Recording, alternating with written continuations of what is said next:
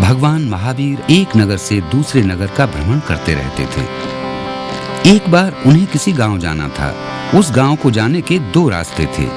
एक लंबा रास्ता था जो आरामदायक और आसान था।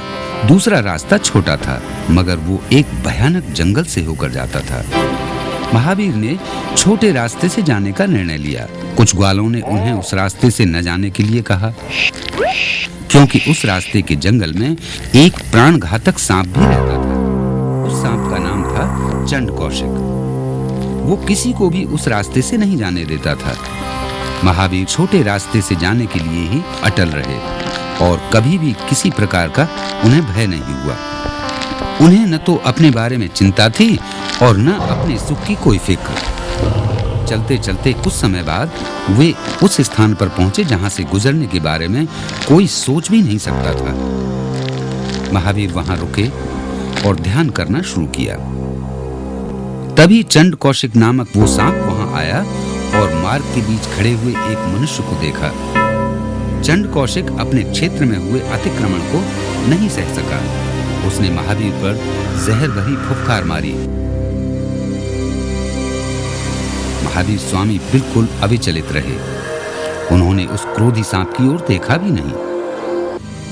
ये देखकर सांप को और ज्यादा क्रोध आया। वो क्रोध से अंधा हो गया और फुफकारते हुए और जहर उगलते हुए आगे बढ़ा और भगवान महावीर के पास जाकर उनके पैर में काट लिया।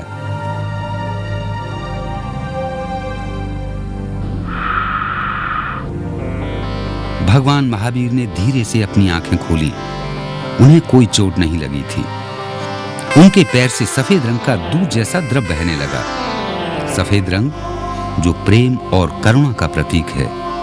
महावीर स्वामी ने सांप की आंखों में देखा और कहा, समझो चंड कौशिक, समझो, शांत चंड कौशिक, शांत। आखिर सांप को शांति और प्रेम का संदेश मिल गया।